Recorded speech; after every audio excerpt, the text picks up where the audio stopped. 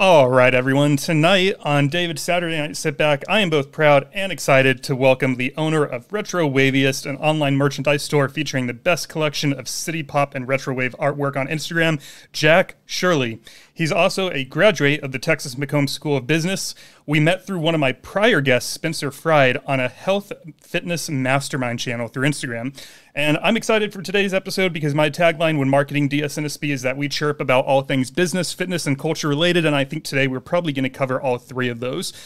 So grab a sparkling water, coffee, beverage of your choice. We're sipping on some mojitos this afternoon. Jack Scheerle, welcome to the podcast, man. Thank you for being here. Thank you for having me. It is a pleasure. It is an honor. This is my first podcast I've ever been on. Kind of talking about that a little bit before we started recording. So yeah, I kind of came with, tried to come up with some things to talk about. I know we filled out a little form, have some topics on hand. Yeah, ready to get into it. More excited or nervous, or an equal mix of both? Yeah, a little bit of both. Pretty excited. It's definitely cool. I don't know a lot of friends personally that have been on podcasts. Hopefully, more to come. But yeah, just ready to get into it. It's fun, man. Cheers, by the way. Cheers. Thank you for whipping these up. Yeah, definitely. My pleasure. I forgot to stir them, so I think we're going to get all soda for the first half and then all rum for the second half. Give it a little spin. I'll get us some spoons if needed That's after all right. a second. Just use the stems on the mint. Either that or it'll be like a warm-up, you know. Yeah. And just get a little bit thicker and more fun with each sip. Yeah, I just spilled all over myself. Oh, no, you don't. That's all right.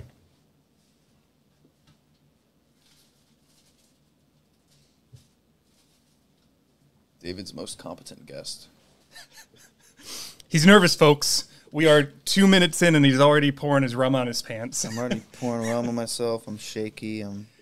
When I feel bad scared. because I want to, I feel like my air conditioning, I need to talk to the complex this week because I feel like it's every day it's slowing down a little bit more. Oh, yeah. And I feel like podcasting when you're both nervous and then hot isn't very helpful. So I apologize. I can tell he's warm, ladies and gentlemen. He keeps doing that. Yeah, it's because I'm a did sweaty. spill on yourself. Yeah. Or is that sweat or is that rum? So this is sweat. This is rum down here. We're just a wet boy today. You know? A moist boy. Yeah. So nervous. I also want to say on air, officially, thank you for bringing me a gift. He brought me fresh peaches from the side of the road, picked under 24 hours ago. And shout out to Julian, one of my friends at the gym, who is trying to get me to eat more fruit instead of eating meals or I don't know. I just listen to him because his gut is in much better shape than I am. So I'm like, if that's what Julian's doing, then can't be bad. Definitely not. What would WWJD? What would Julian do? What would Julian do? Gotta ask yourself that. He's irrelevant though. Today is what would Jack do? Julian's not here. I'm what deleting all of that. Welcome, Jack. What would Jack do? Jack would eat some more fruit. Jack would eat some peaches. Jack would eat some peaches.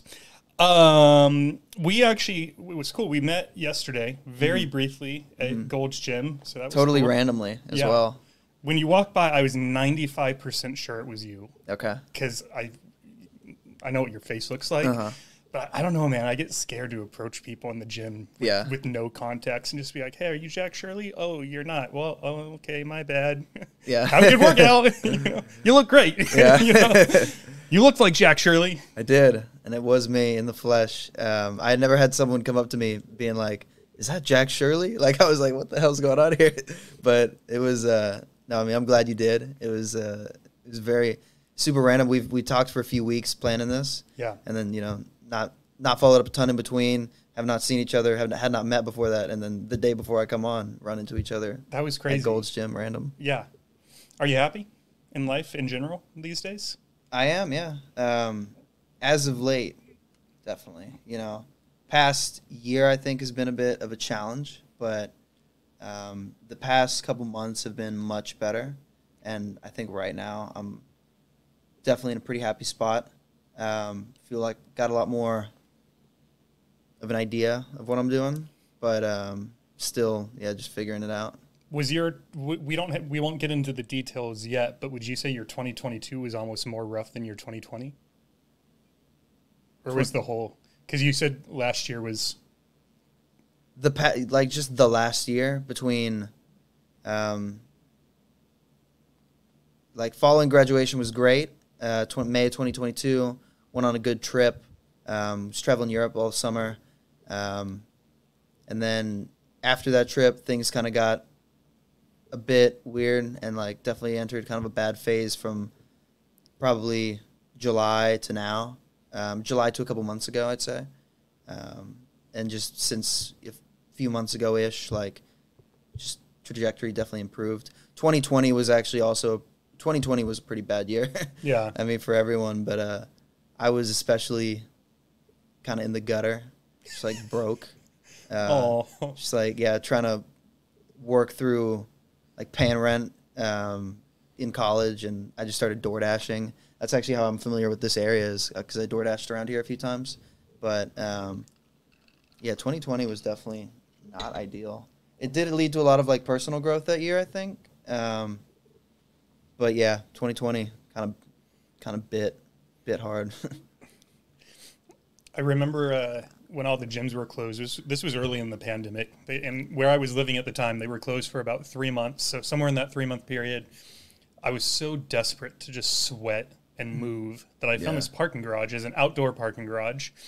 And they had a stairwell, and then what also helped was across the street was this really beautiful park, so nice scenery as well. Mm-hmm. What I'd do is I'd run up the stairs, and then when I got to the top, I would just do some body weight squats and lunges and push-ups, and it was miserable. Yeah.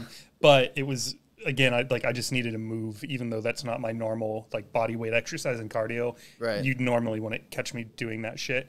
But there's this one day where I get to the top, and a guy's walking across the street, and at first I thought he was homeless because he was barefoot, and then I am going back down the staircase, and with every interval, when I can see down on the street, the guy actually had on really nice clothes, and he was sort of attractive, and you just don't see I don't know if you see a lot of attractive homeless people. Right. I don't. Yeah. and so I get to the bottom, and as I get to the bottom, and I'm getting ready to turn around and go back up, he's stretching now. He's doing the quad stretch and shoulders. Oh, yeah. And as I'm running back up the stairs, homeboy is scaling this parking garage on the outside of the building. Holy shit. Because they had some piping for the fire, the fire sprinklers, and the bricks sort of jutted out. So there was just enough edges and different objects coming out of the wall that a human, I guess, apparently could scale this building.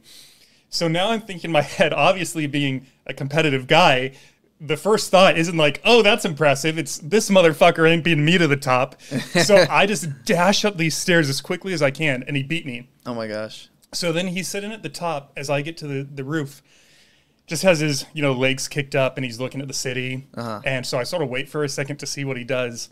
And he turns around and he starts going back down. So I'm like, all right, this is my chance to redeem myself.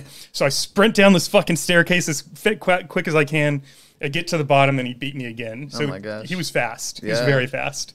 And so I took off my headphones, and I asked him, I was like, dude, I got to ask, are you just so bored from this pandemic and being shut inside, you just decided to start scaling buildings? Yeah.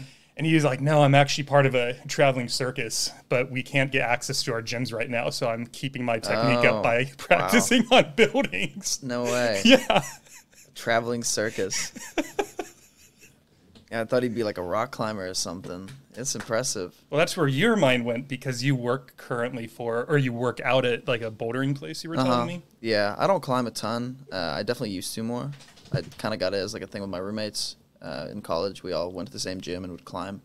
Now I just use the free weights in there primarily.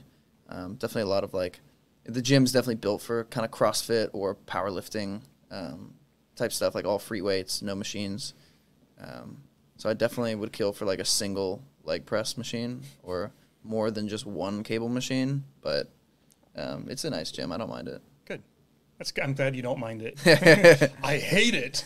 Why do you go there then? I go there because the sauna is kick-ass. How long do you stay in there for? Usually just 15 minutes. Go up to 20. 20. Actually, no. I do 15, 30 for a week, or depending. How often do you go in? I try to go in there 3 to 4 days, but with my work schedule right now, I work out at my apartment a lot because it's got a pretty nice gym. So just, I don't know, commute. Is 15 minutes hard, easy, or somewhere in the middle for you? Somewhere in the middle. Definitely like it can be a little challenging, but I never go under. It's always at least 15. Okay. But it's more of a time constraint thing. Like I'll be sitting there and I'm like, I'm always running late is the problem, and so you were early today. Yeah. Congrats. By the will of God. It was I was like, I don't want to be late. I didn't also know like the protocol. We said around 2. I didn't know if we were gonna get like started at 2 or just show up around 2. So I wanted to be a little early.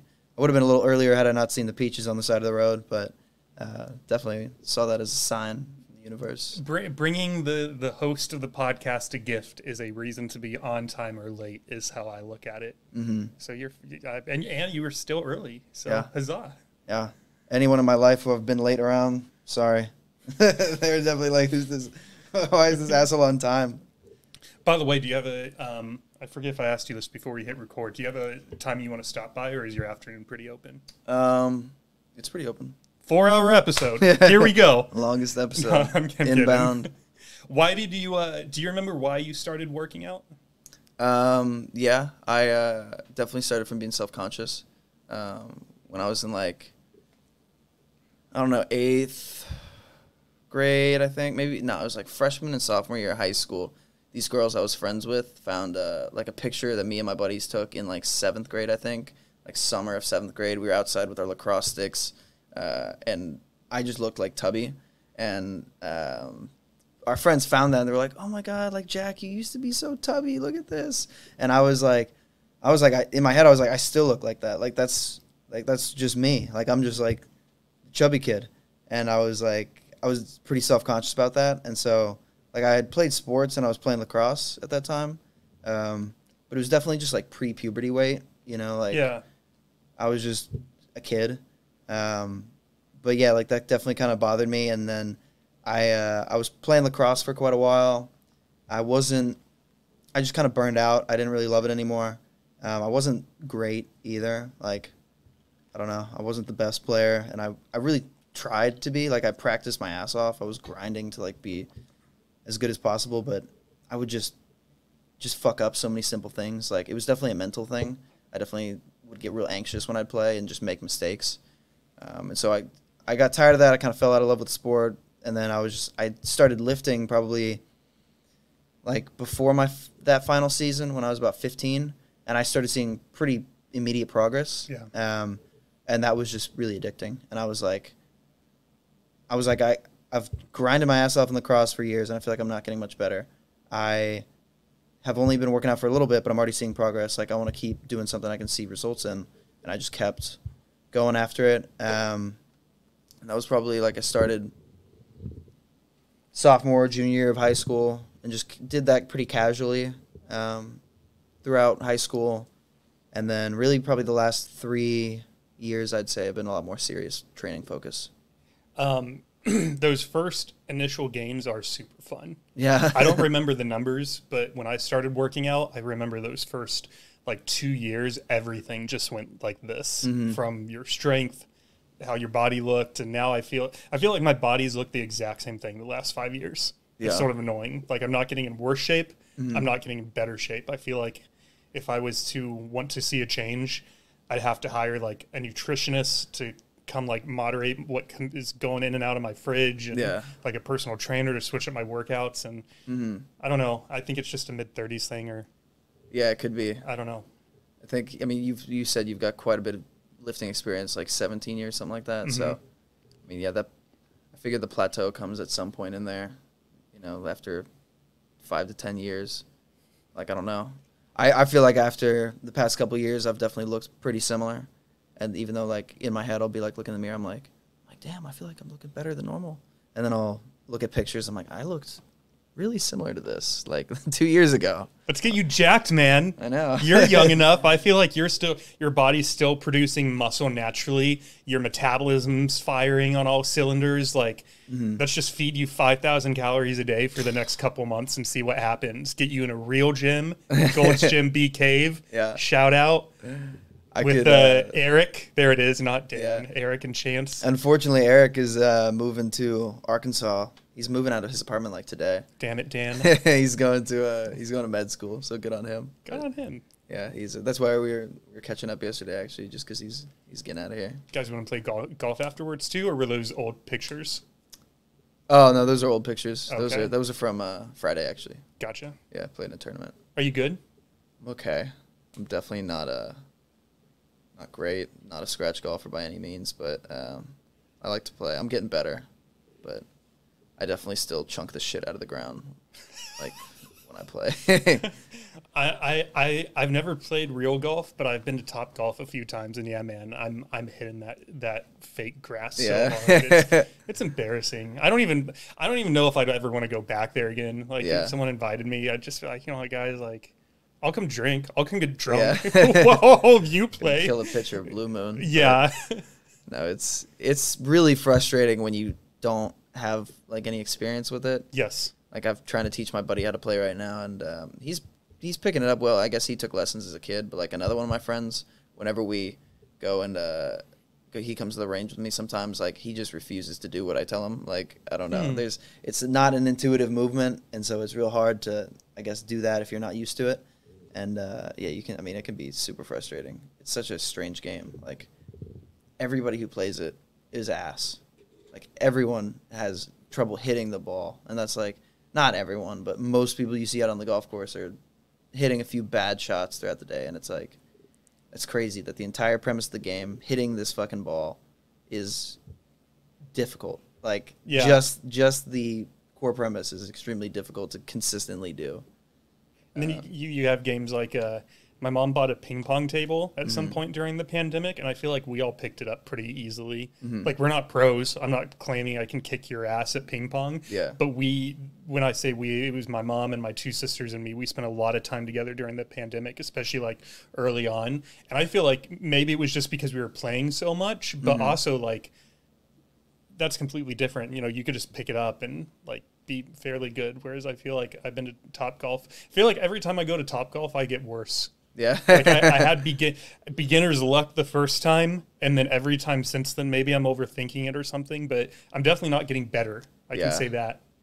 Yeah, the barrier to entry is very high from like a skill and knowledge perspective. It's a very challenging mechanism, the way you swing and whatnot. Ping pong, definitely a lot easier to kind of pick up. Yeah. Like they have a lot of those around corporate offices and stuff. My buddy, he's in sales, and he's like, yeah, man, I spend like 2 hours a day playing ping pong. I'm like, what the hell? But hey, corporate America's churning out all the next ping pong champions. Before COVID, when I was in an office, that particular office had a ping pong table. But whenever we were playing, if there's like 2 or 3 main bosses, and whenever they would walk through, they'd sort of give us this eye and then not say anything. And so we always thought they were judging us for not working. And it got to a point where it literally was never being used because they fucking ruined it for us. They never actually said anything.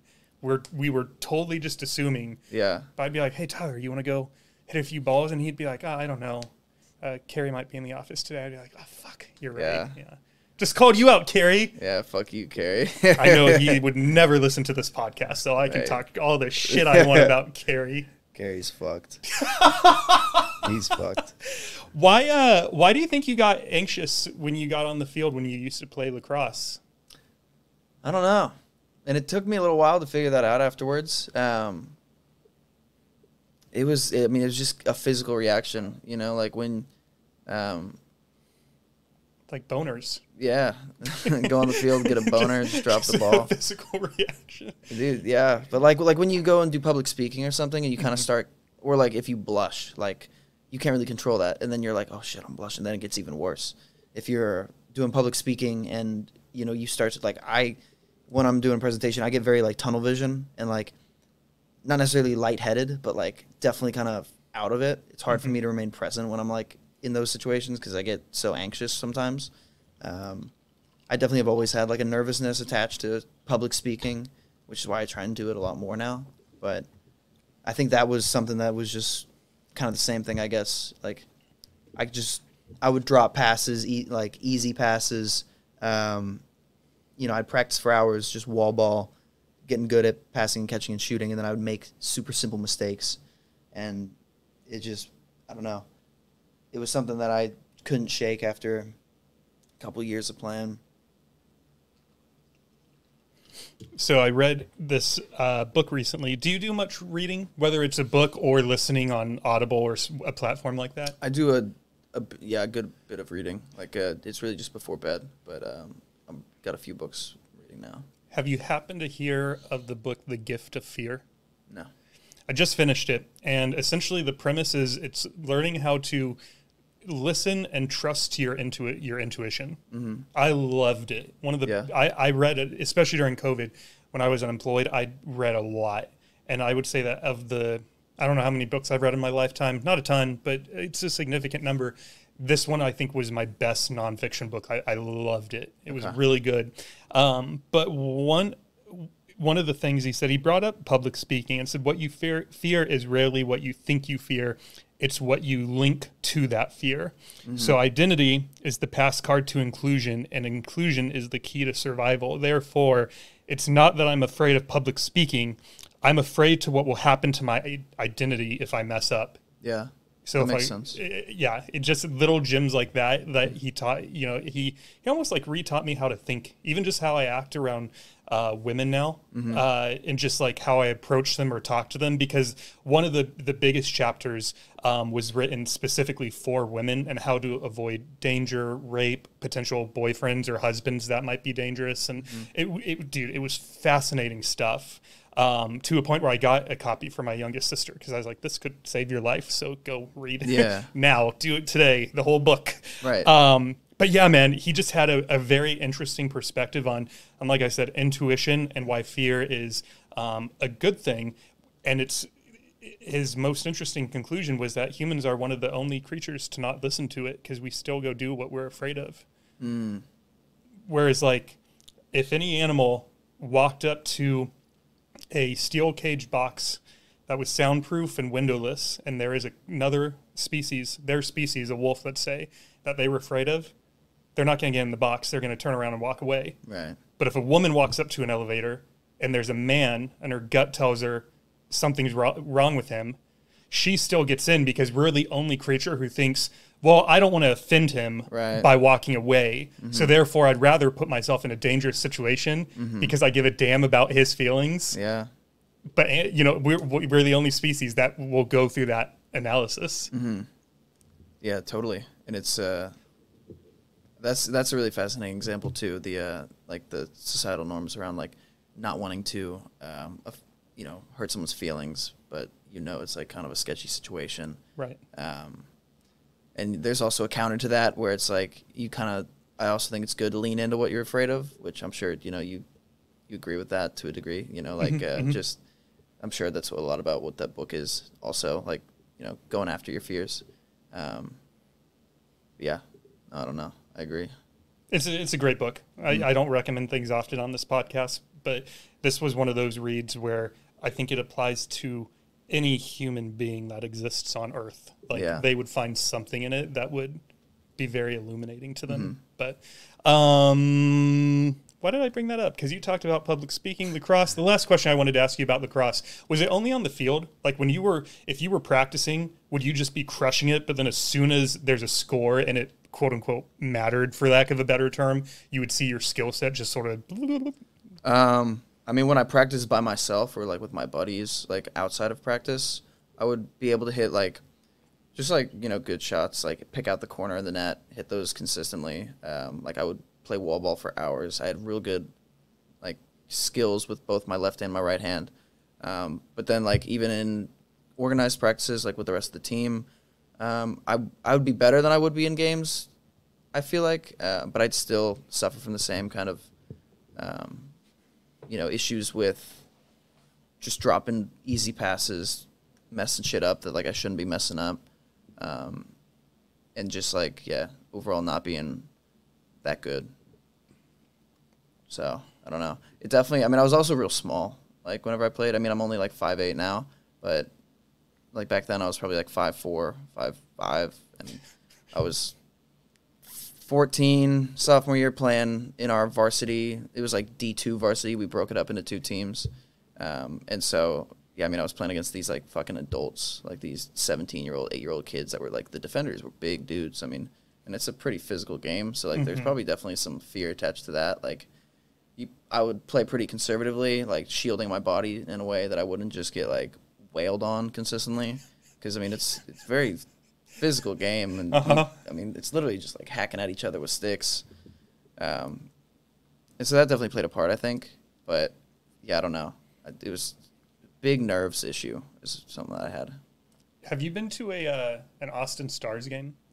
Sorry, it's not the Austin Stars. Texas Stars. Texas Stars. Yeah. No, I haven't. Why not? That's the hockey team, right? Yep. I don't know. It's like minor league or something. Yeah, it's the Dallas's affiliate team. So yeah, I think it's where they source all their new players from. Essentially, yeah. I don't even know where they play, to be honest. Like they're up in Cedar Park. Okay, yeah. I don't know. I've just never watched a ton of hockey. Hasn't really crossed my mind. I'm gonna ask you a huge question. Yeah. If we become friends, can we go to one? Sure. Yeah. Have you been to one, or you just want to go? Dude, so I went to my first. I've always wanted to go, and I was born and raised in Sacramento, California. That's Northern Cali. There's no hockey. I think the closest stadium was like a 4-hour drive. So me and my friends just never went. Yeah. So then I moved here, and one of my buddies told me about it. And he's like, "Yeah, and if you don't care where you sit, you can even get in for like $20. You know, it's pretty cheap." And so me and a friend who also had never been to a hockey game, we got tickets. And the night of, we even almost didn't go. It was the night we recorded the very first episode of the podcast, and I feel like we both were like emotionally a little drained, if that makes sense. The podcast was great. Like, we had a ton of fun, but I don't know if you've ever been on such an adrenaline high, and then when you're coming down from that high, you just feel like, tired, exhausted. Yeah. And so we were like, hockey games seem like they're pretty energetic. Neither of us feel energetic. It was only $20 a ticket, and I said, no, we're going. We spent the money. If we hate it, we can, we'll just leave. But let's just go check it out. And we both walked out of there with jerseys on our back. Oh, hell yeah. So, yes. I've been to 4 to 8 games now. Oh, nice. And, dude, the last game was, it was one of the playoffs games, and you could tell that the teams seemed to have a rivalry about them, because it did seem... You could actually feel the tension between the teams, where I hadn't felt that in any of the prior games. Gotcha. And one of the guys on the opposing team takes his stick, it's not a stick. Yeah, hockey stick. Oh, they do just call it a stick. Takes a stick and just knocks the Stars player's feet out from under him. Ooh. And trips him. So then the Stars player gets up, gives this guy an uppercut that was so strong his helmet came flying off. Oh my gosh. We don't know what he cut or broke, but he had blood coming down his face. And then, of course, 3, 4, 5 players from the opposing teams came over to either jump in on the fight or stop it. More than likely jump in on it. Right. Refs came over, broke it up. Since the opposing team's player was the one that started it, it was funny seeing him get skated off the field with just blood coming down his face and kicked out of the game. Hockey's a nutty sport for that. It's so much fun, bro. Yeah. And every time they score, it's just you and 6,000 other people going nuts. Yeah. I've been to basketball games, and I've been to basketball, football, and soccer games, and I've never seen a crowd go nuts like the crowd at this hockey game does. Gotcha, okay. And the energy just fuels you, and you feel great when you leave. Yeah. That's badass. I've never been one of those. I'll take you. You and me and Spencer can go. Yeah, sure. Yeah, that'd be cool. I'd be down. I think he would be down. Yeah. I'd get some time. If he'd ever answer his fucking phone. Yeah. I feel like he's so busy talking to the mastermind group. You text him one-on-one, it takes 4 days to get a response. You've been trying to get hold of him? He responds. He just takes his time. Spencer, man, we're coming for you. Talking shit about you, Spence. Only because I love you. Better answer your phone, man. Why do you work out these days? Definitely for a lot of reasons, I think. Main one was always just to get into better shape. I've the past couple of years, I've definitely followed a lot of bodybuilders. The physique they have is appealing to me to a degree. I've liked the culture, the kind of grind behind it. Now more so, I'm kind of transitioning more into strength and functional strength-based training, because I never had great numbers, in terms of moving weight, and I'm in pretty good shape. So it's what is all this doing if it's just I've really just did hypertrophy training for a couple years, and you know, just didn't get super strong. So now I've been just pushing on, trying to hit 225 bench, 315 squat, and 405 deadlift. And like, honestly, at that point, I think I'll be pretty happy with it. Like, I really don't care too much to move a ton of weight. I want to hit those numbers because those are kind of a benchmark. And then, yeah, just trying to get more athletic. I've been playing a lot more soccer and volleyball these days, and so trying to get my cardio up. Like, I've played soccer in a rec league for the past few months, and my cardio is ass. Like, just I get so burnt out quickly, and so trying to like just be more athletic, I guess, is something that I've been working on. And you chose a sport where you just run and run and then run some more. Soccer? Yeah. Yeah. So do you see yourself getting better or at running? Or sprinting, I guess, however you like, I'm that? fast in a straight line, but I've only got a couple straight lines in me before I'm walking. Like, it's, I mean, and now it's getting hot too. And I'm like, oh, like, I played a game 2 weeks ago and it was just so hot. It's really taxing. Just trying, no, I don't. To answer your question, I'm not getting fast, or I'm not getting better at running. Do I see myself getting better at running in the future? I hope so. But like, I keep saying like, all right, I'm getting my cardio sorted, like do some more running this week. But I just hate doing cardio a lot. Like, it's not my thing.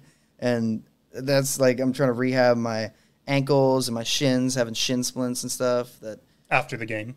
Yeah, and also, like, you get kicked to hell. I mean, I'll always come out with, like, a bunch of bruises, and so just running around, putting a bunch of impact on it is never really sounding appealing to me. Is it partly intentional, sort of like hockey, or is it usually on accident? Usually on accident. Usually they're going for the ball. But, I mean, sometimes people are a bit reckless. Yeah. You know, you let someone know you're there. Give them a little tap. Yeah. I'm also not, like, I played a lot of soccer for fun growing up, and, like, in high school. That's always been, like, my favorite sport. I played lacrosse because, like, I found that before I found soccer, I guess. But, like, I remember, like, towards the end of me playing lacrosse, I was like, I'd rather play soccer. And I never really did, besides, like, a couple rec leagues. And that's just, like, one of my favorite games. But, fuck, I don't even know where I was going with that. Yeah, I don't know. But basically, like, I really enjoy playing it now.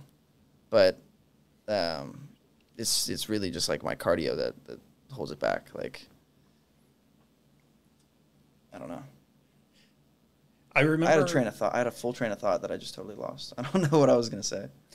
Let's see if we can get it back. I asked you if your running was improving, and you were talking about how you can straight line a few times, but then after that, you start to walk, plus shin splints and getting kicked. I asked you if it's anything like hockey where they're doing it intentionally. You said no, it's mostly on accident, but sometimes they like you to know that they're there, so they give you a little tap. Yes. What I was going to say was I didn't have a ton of like training, like formal training in soccer. So I'm like not very good about knowing like what's a foul and what's not. And like I definitely have done quite a few bad tackles and gotten in like near fights because people are like pissed off at what I did. And I'm just like, shit, my fault. Like I didn't mean to do that, but I did. And like, yeah, I mean, no, I haven't injured anyone, but just like going in for kind of aggressive tackles, like people get real mad and I'm like, okay, I didn't know that part. So yeah, when you say is like, is it intentional? Like sometimes it is with people, but for me, it's definitely not intentional. But I do end up doing like some kind of risky maneuvers. I think you and me are similar in that sense that I was never, like I could have never been a hockey player. Well, actually, let me dial that back a little bit. I played soccer and basketball, and if I ever hurt someone, it was always on accident, and I was always apologetic, which it sounds like you were too. It was I never tried to check anyone or let them know I was there. Like I was more like you on the defensive, where, dude, I'm a wimp. Like if I ever got in a fight, like you could probably take me on, even though I got 40 pounds on you, and you just kick my ass. Because I'm not a fighter. Like I'm like Tyrion Lannister. I use my words. Yeah. Like that's how I get through life. The reason why I digressed on I could never have been a hockey player, if I had been born in a town that had a hockey team, I think I would have loved it. I Yeah. think I would have asked my mom and dad at like 4 years old if I can learn how to skate. And then I would have been I'd just be this asshole hockey player now, you know? Just totally buy into the competitiveness, the culture. Yeah. They would have Yeah. influenced me for the better, you know, to use my fists Yeah. instead of my words. Fuck sorting everything out with words. Don't solve your problem It's with a words. waste of time, We said need- the we need podcaster. We need more fist on jaw action. Yeah, we do, baby. Austin's been too peaceful. Yeah. I just met a crazy story. I just met a guy today who just got out of jail for murder. Wow. Wow. I don't know why that response was so funny. Wow. What's going through your head right now? As soon as I said that, I just met someone that got out of jail for murder. Well, I said, wow, I wanted you to continue. I need to know some more. So I grew up in Northern California in a very like suburban type area, but he told me that he was born and raised in Los Angeles, and he asked me if I ever spent some time there, and I said no, and he was like, "You're lucky, man, because you might have joined a gang and you may have been killing people too." Okay. Yeah. He breeds murderers. Yeah, I mean, he was probably running in gang violence and that kind of stuff. And what's funny too is he is bringing up the gift of fear again. One of the friendliest people I ever met. I had zero reservations. I invited him over here. I invited this ex-murderer to my home, and with zero hesitation. Friendliest guy I ever met. All smiles. We laughed a bunch. Tattoos all over him. Jacked. Just like, dude, he was so big. Intimidating ass dude, but A little, not nice. to me. For some reason, I don't get intimidated by people. But yes, if you just saw him on the street, you I could see he's very large and all the Gotcha. tattoos, and he sort of has a. It was funny too because he sort of glares while he was working out, and he came off to me as like maybe being a little bit of a dick. But I'm like that too. Like I'm not smiling while I'm working out. Yeah. But then as soon as we started talking, his eyes opened up and he was all smiles and very Gotcha. positive. But dude, yeah, I hope he comes on. We'll see. I don't know. yeah, that'd be awesome. Yeah. I'd love to hear his story, because I mean that kind of shit usually is like you get a lot of choice in life. Obviously everyone does, but I mean you get born into certain environments. It's real hard to break out of that mold, and you know, whatever his story is, I'm sure that, you know, people do things for a reason, and you never know what was going on. I mean, was he in jail for a long time? Like, did he? 6 years. Gotcha. He told me his prison saved his life. Wow. It was the biggest thing he was grateful for. Huh. That's interesting. Yeah. 6 years to me seems short for murder, but I guess I don't know what I expect. Maybe he murdered someone bad. Yeah, Like I mean, maybe it was like another gang lord who the FBI was hunting anyways. So they were like, you did us a favor. Yeah. Let's throw you in 6 years. And I don't know why I'm giving him a Boston accent when he he's lives got in California. LA's that's the rum talking. LA's sheriff is from Boston secretly. And Boston accents are just fucking sick. I wish I could turn one on, but Pak ya kan have a yard. It's terrible. no, it is terrible. You say it. Oh, mine's terrible too. I just mean their accent is terrible. I No, don't try saying Pak. Pakika. That's good. Pakika, go get some coffee. Do they say, how do they say? Because New Yorkers are like coffee, right? They're kind I'm the worst person to ask this question to. of, I like accents. Accents are a ton of fun. I'm going to start reaching out to rich people in Boston just because they could afford a flight to a podcast. Yeah. And just be like, hey, I wanted a business person with the Boston accent on. You want to come on over to Texas for a couple days? I need to have a call with you real quick, though, or just send me a voicemail. Like, I just need to know. I know you live in Boston. I need to make sure you're a Bostonian. I need Send me a the voice accent. message back. I don't want any imports, any Boston expats or whatever. Imports, no transplants. Yeah, no Boston transplants. That's the word I'm looking for. I don't want you if you're from Florida. Fucking Jupiter, you asshole. We, Fucking Jupiter. we only want Why did you say Bostonians. that city specifically? Because my buddy's mom lives there. She moved there recently. And also, I remembered I looked at your LinkedIn and I saw that was a city mentioned there for one of your jobs. Yeah. And that just came to mind. I don't know, golf course, town. Yeah, they asked me recently. They were like, hey, we got a new office in Jupiter. You want to recruit for them? And I the planet? Yeah. Didn't know we were that far. Yeah, I think it's a stupid name for a town. I don't know why. That was very judgmental. Yeah. But is there a Mars down there too, and a Pluto, and They like got Venus. Jupiter? Yeah, silly names. How do you feel like that that Tubby Jack is gone? Do you see that in the mirror anymore? Do I? Yeah, 100%. Yeah, you still see him. Yeah, like I love the phrase, like teach a man, give a man a fish, he'll teach. What I don't even know what the Teach a man to give a man a fish and he'll ask you for another one, but teach a man to fish and he'll fuck off. Yeah, that's not the phrase. No, mine is teach a man to fish and he'll eat for life. Teach a man to lift and he'll have body dysmorphia for life. Like, me and my buddies talk about this all the time. Like, we're both in good shape. We'll be like, dude, I'm feeling fucking fat right now. You look fantastic. I appreciate that. Yeah. But like in my head, I'm always like, oh, I could totally be leaner than and the way places I store fat, like in my head, I'm just like it just reminds me of like having the love handles and shit. Like that's something I've always had growing up, and it's just all like it's all shit that I'm getting over, honestly, like very recently, which has kind of been nice for this transition more into like powerlifting type of like Olympic lifting, things that I'm getting physically stronger in, but maybe aren't like hypertrophy driven exercises to actually like progress my physique substantially any further. I kind of just got to the point where now I'm like, compared to the average person, I'm in good shape, and I'm comfortable with that. Like now it's like I like getting stronger in my shoulders, being able to do like handstand, trying to learn to do handstand push-ups. Like I like the things calisthenics people can do, like some of those crazy maneuvers.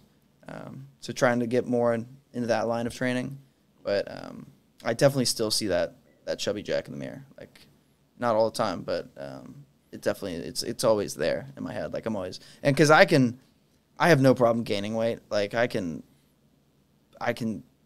down food like no one else. I mean that was kind of like the driver for wanting to get in shape anyway, like in 8th grade and in middle school and stuff. I was the kind of like the kid who could just put the food away. Like if someone wasn't finishing their food, I'm like, yo, what are you doing with those fries? You got some fries you're not gonna finish? Right. Like I was always that kind of kid, and it just I mean, so I don't know, that can come out really easily, like just. And I also love food. Like I like to cook a lot. Like that's one of my favorite things. I study a lot of like food, not necessarily science, but like some food science, some philosophies, like some frameworks and diet like structures and different cultures, cuisine. So yeah, like if I'm not careful, I know that I can very quickly lose the shape I'm in, and so that's always kind of a reminder. Like I just see it in the mirror. What have you learned about food science? Well, I mean, I don't know. One, for example, like the Maillard reaction, if you're familiar. Never heard of it. Really? So this is what is responsible for getting, like if you want to sear a steak, you get that crust on the outside. Uh-huh. It's like the proteins, I don't know, it's a scientific explanation, but that's what creates kind of that like meaty umami flavor whenever you sear like chicken or steak or something. And it gets that brown crust. It's a nice texture. It has good flavor. That's like the act of once those protein molecules reach a certain temperature, they start to like kind of change. And that's what creates, like, that's why people like well-seared meat.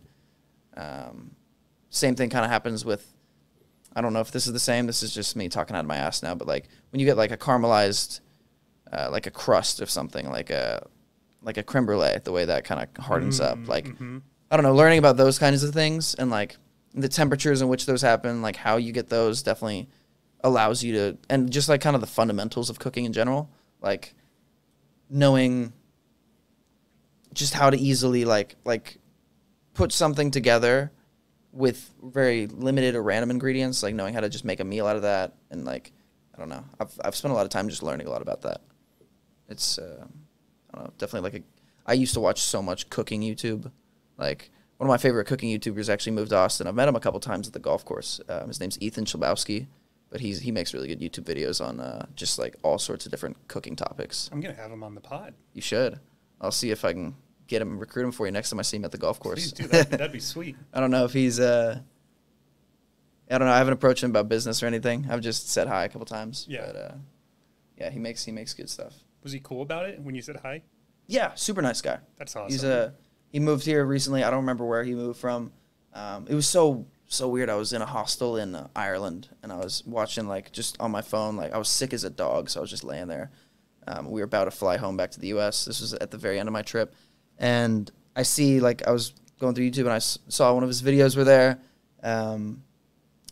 And he's got clips in there that are from East Austin. And I was like he's at the golf course. He's at near, there was a picture with, like, an ice cream shop that's in my neighborhood. And I was like, what the hell? This guy's in my, like, this is my neighborhood. Like, yeah. I was like, why is he there? And then I found out he moved to East Austin, or I'm assuming over there. But I just remember being like, what? And I don't know. It's weird. It's weird meeting people you see online. And, like, I don't know, happen to have been living here for about 5 years. Like, a lot of people moving here and seeing people that I've followed online. And I don't know. It's definitely an interesting experience. Yeah, yeah. That's how it was. I won't say his name, but I've been following the one guy we were talking about off mic since like 2018. Mm-hmm. And so when he walked into the building, I was working out near the entrance. And when I saw him walk through the front door, it was a very weird feeling because it's almost like they're not real. Yeah. Because you've only seen them on YouTube and Instagram. Mm-hmm. And then all of a sudden they're there in person. But they also seem, I don't know why people, I'll use the term successful for lack of a better term, but like all of a sudden you see them in real life and you're just like, oh, you're an actual person. Right. You know, it's a little you're less, not just an actor, an actress, a musician. Like you work out and you have skin and you eat and shit and you're just like me, you know? It was a weird moment meeting him for the first time. Yeah, I interned at a place like years ago, and I remember having the same thought of like me and the CEO were both in the bathroom, like taking a shit at the same time. I'm like, yeah, we both. Yeah. You might go home to like a nice house wherever you are. You know, you got a lot of shit going on. You're big dog here, but you and I are both taking a shit right here. Yeah, yeah. Shit in the same spot. Yep. No, it's it's definitely those kinds of things are cool. It makes everything feel more real. Like you know, you put things on a very high pedestal, maybe. Just like with successful people, like someone like Joe Rogan, who's a very successful podcaster, just businessman overall. Joe Rogan? Mm-hmm. Who's that? Yeah. I don't know. Who is it? You don't have to like him, but if you're a podcaster and you don't know who Joe Rogan is, you're doing something wrong. Or you're doing something really right somehow. Or you were just plugged out. Right. Yeah.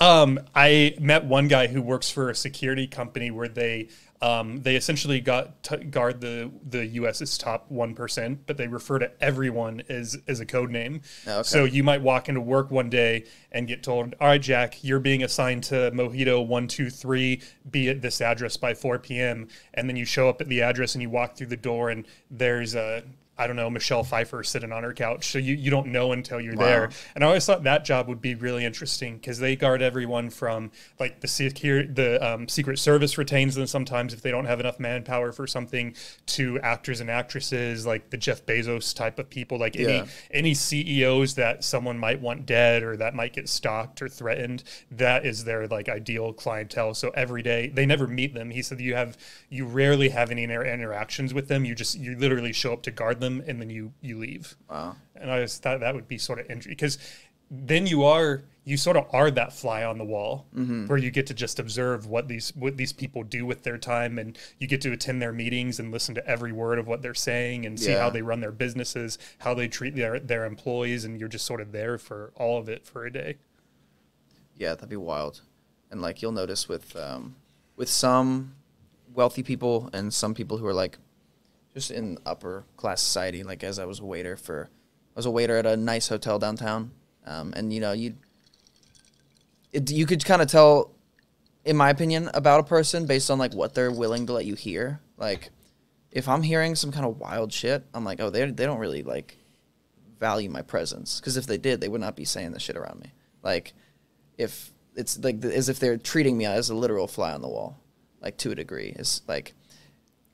So you said, I I think I heard you right. If they're talking about some wild shit and they don't stop when you walk up to the table, they don't value your presence? Not necessarily, but I think like the way people, like the information you let someone hear, if you are kind of totally write them off, you're like, it has zero value if they hear what I'm saying. Like almost as if you were talking around someone, like if you're in another country and you're just having a conversation that you would not have in public in the US, but you're having in another country because you assume no one else is going to understand you.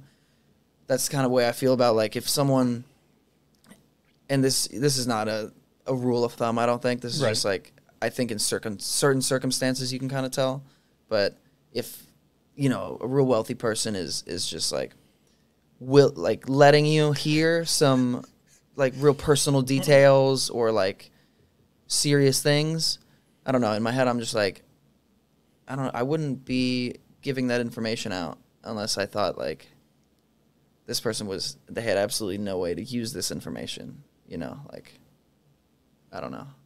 I don't think of it as a rule of thumb. I think of it as just kind of like case by case. I've seen that.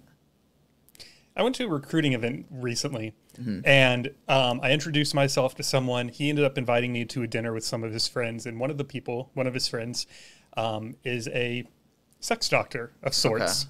Okay. Interesting. This is why I was laughing when you were talking. I didn't mean to do that.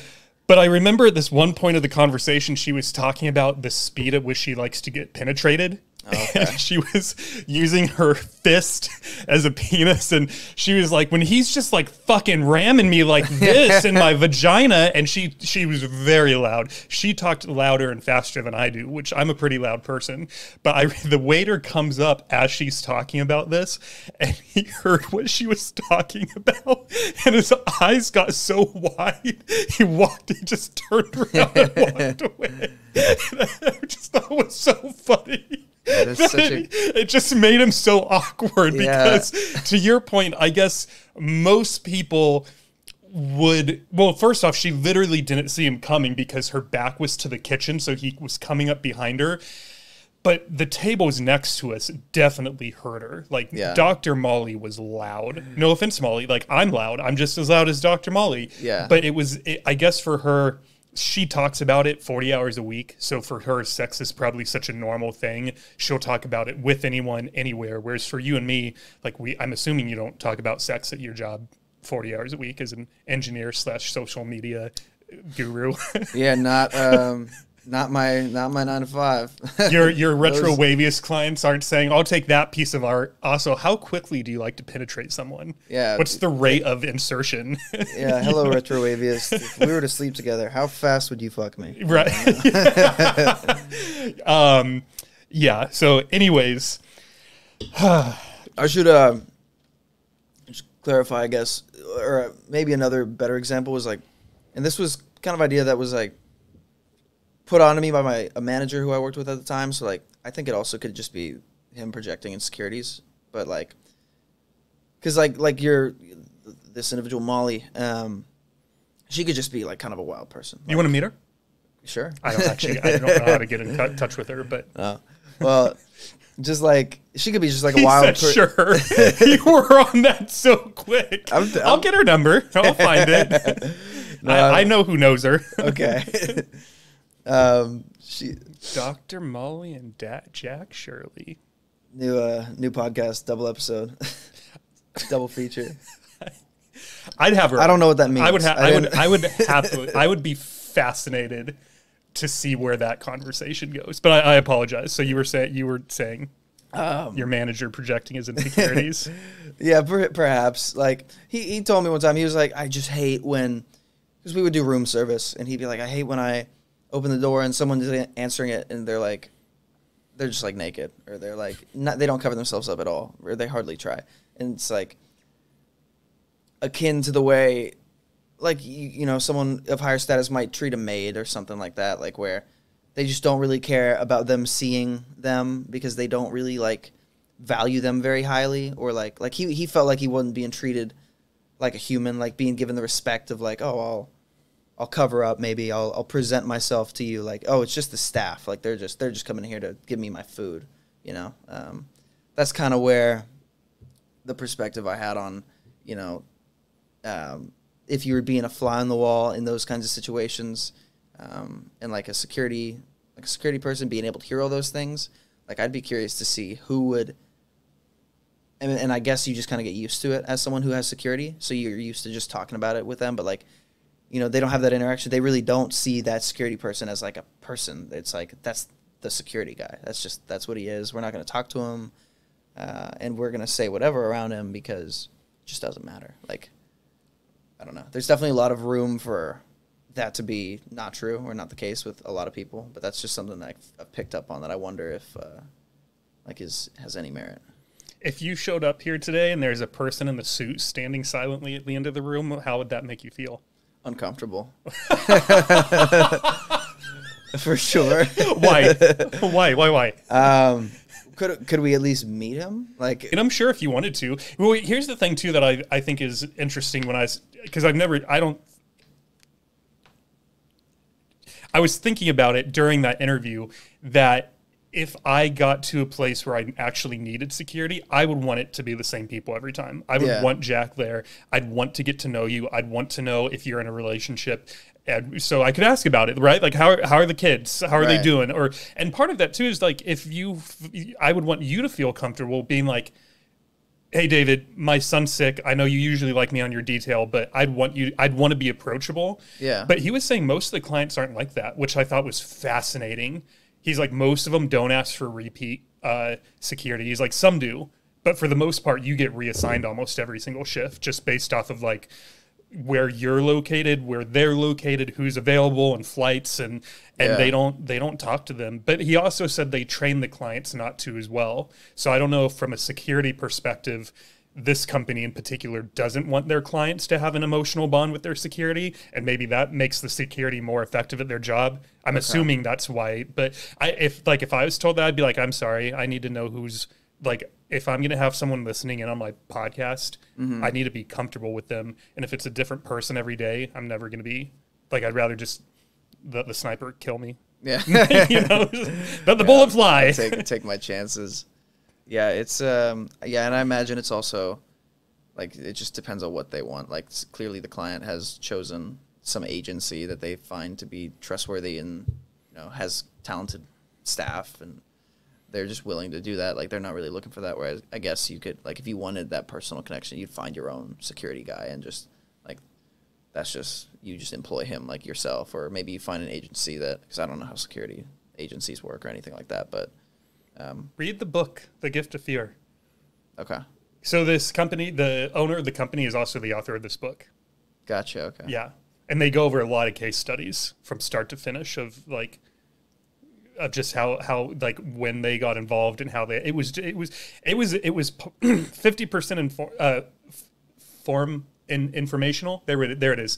50% informational and 50% almost it was almost like a true crime podcast. When they were going over the real life examples of what happened with the client and how it got resolved. Gotcha. Okay. Interesting. Yeah.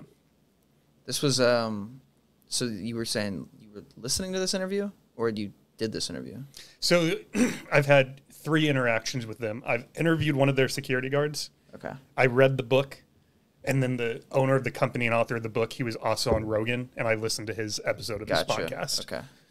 What's his name? Gavin D. Becker. Gavin D. Becker. Okay. Yeah, I'll text it to you. Yeah, I'll look it up. I'm definitely curious.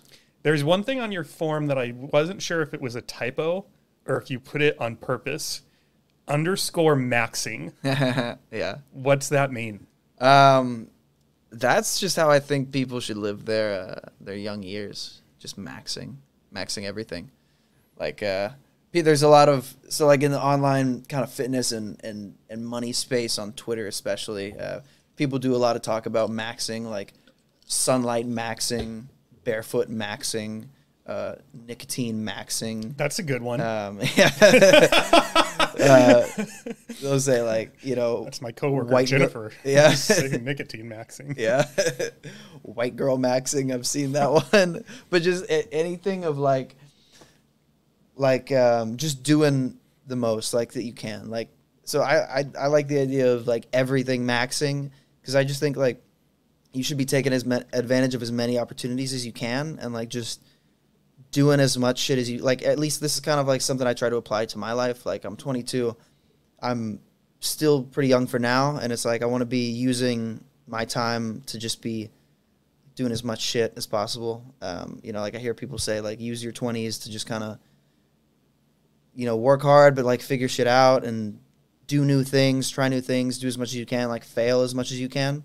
And that's how I think about like the kind of philosophy of just like anything maxing. Like I always tell my friends, I'm like, oh, we need to be outside like sun maxing right now. They're like, why do you say this? Like, why do you use this term? And I'm like, I don't know, because it's funny. But it's kind of like overall, like, I don't know, just get outside, get some sun. Like, just do as much as you can. Like, take on as many new experiences. You know, like, a lot of people get too comfortable or, you know, kind of like you were saying, you and your friend, instead of staying in because y'all were tired, y'all decided to go out and say, fuck it, let's go to this hockey game. Let's see what's up. Like pushing past that discomfort of like, oh, I'm kind of tired. Like kind of just want to hang out tonight. Just kind of want to chill. Like if someone has a cool opportunity, you can be like, oh, come out, do this, come to this thing that you've, you know, maybe never been to before. Like something that you at least have internal value that you've placed on it. And it's not just like you're saying yes to every kind of on a whim opportunity, but like something that you find interesting that maybe gets you out of your comfort zone. Like I think everyone should just be doing that. And that's like kind of why, you know, I picked up kind of a side, you know, sales gig. I do my normal 9 to 5 and spend a lot of time invested in that. I have the Instagram account that I'm running and like trying to scale that. And it's just like, I mean, it's really biting off more than I can chew pretty often. But it's just like biting off more than you can chew and then figuring out how to swallow it. Like, just, I mean, you're gonna, unless you're gonna spit it out, like, you gotta chew it somehow. It might be big bites, but you'll figure it out, you know. I don't know. When was the last time you were uncomfortable? All the time. I mean, even this to a degree. Like, it's been a very comfortable experience, but going to be on a podcast is something that I've never done. You know, that's definitely an out of comfort thing. I mean, you know, I'm sweating a little bit. I've always been a pit sweater, but like that's. I know. I feel so bad too that this damn AC ain't kicking. Oh, dude, in, it could be 55 in here. I'd be sweating. Okay, doesn't matter. In that case, I'll turn the heater on. Yeah, let's light a fire. Come on now. Sauna podcast. Yeah. I've thought about that. I was in the sauna a couple weeks ago, and I thought, and the best sauna sessions is when there's someone in there that you can make good. I'll talk to anyone in the sauna. Same. And it sucks because sometimes you can tell pretty quickly, like, okay, this is just going to be a silent session, right? But I was thinking about it, and I thought, you know, I don't know how logistically it would work because, like, I would never bring this in there, so there'd have to be a way to like get the equipment like that you'd have to have in there, or I guess you could technically just do it on your phone and the audio would suffer a little bit. Put the camera right outside the door and, you know, clean the door before you start. But I did wonder what part of it would just be, I wanted to see how the conversation would go. Yeah. Because you have this, like, not only are you I don't want to say uncomfortable. I'd say that's probably more nervous, you know, for guests coming on a podcast for the first time. Yeah. At least I hope I'm not making people uncomfortable. If I make them nervous, that's natural. It's whatever. You got mics, camera. That's a bit uncomfortable. I feel it's different. That's neither here nor there. I wonder how a sauna episode would go because you have that pressure of just 155, 65 degree heat on you. Yeah. While you're also trying to carry this conversation for an hour and a half, which we probably want to do. It'd probably need to be like a 40-minute episode. Or you just do like a couple like rounds. No. Yeah, totally. Yeah, you'd have to do rounds because, I mean, sometimes even at 20 minutes, I've left it. The few times I've cut out, it's legitimately because my head is spinning so bad. Yeah. I'm like, all right, I'm either dehydrated or there's something going on and I'm in here alone. I should probably step out before I pass out. Yeah. Or maybe I'm just being a bitch those days. I don't know. I mean, if you're getting to that point, you're probably in there for quite a while. You know, that's impressive, at least. Like, I don't feel like I get very, I should push myself longer in the sauna. I think that'd be fun, but it's way easier when you have someone to talk to. I want you to join this goal. I wish you didn't live so far away from it. Is there a Gold's near you? Yeah. Does the sauna work? I don't know. I've never been to that one. I've been to the one that's south on, like just off I-35, and then I've been to the one in Bee Cave, which that Bee Cave one is kick ass. It's a really nice gym. Super nice. And I bet, yeah, seems like well, it's probably good people that go there. It'd be cool to meet. But they got a punching bag upstairs too. I like that. Yeah. I like to do Muay Thai when I can, and it's a fun. Where'd that interest come from?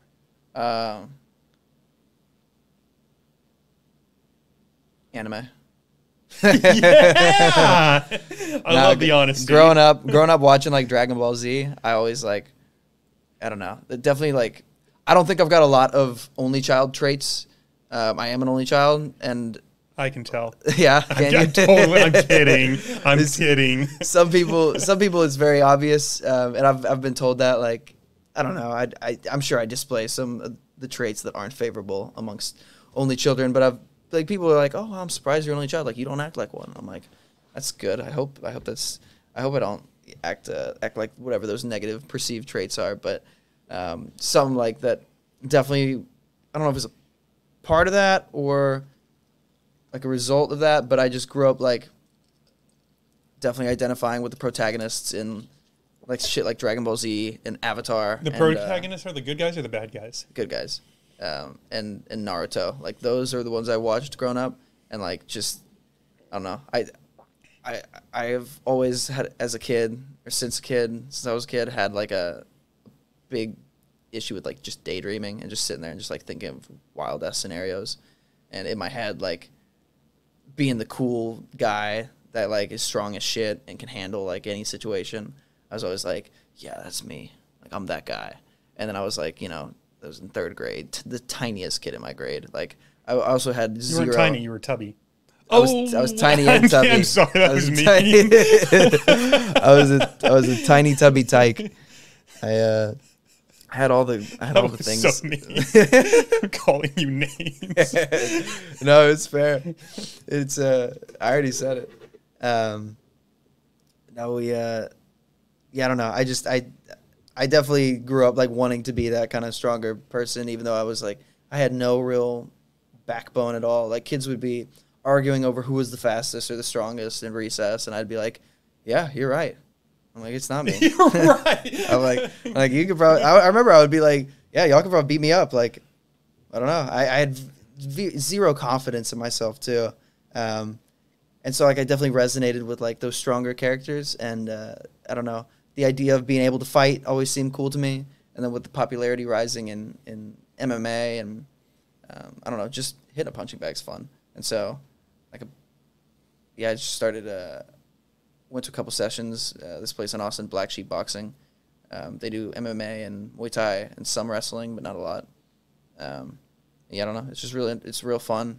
Great cardio, and like in my head, if it could translate to like a street fight, because I definitely went through a bad period of time where I was just like walking around like I want to get in a fight. Like really? Yeah. How old were you? Like 20. Like so this was your 20. So this was when 2019 or 2020? 2020, 2021. Some of it. Like why? Where did you want to get in a fight?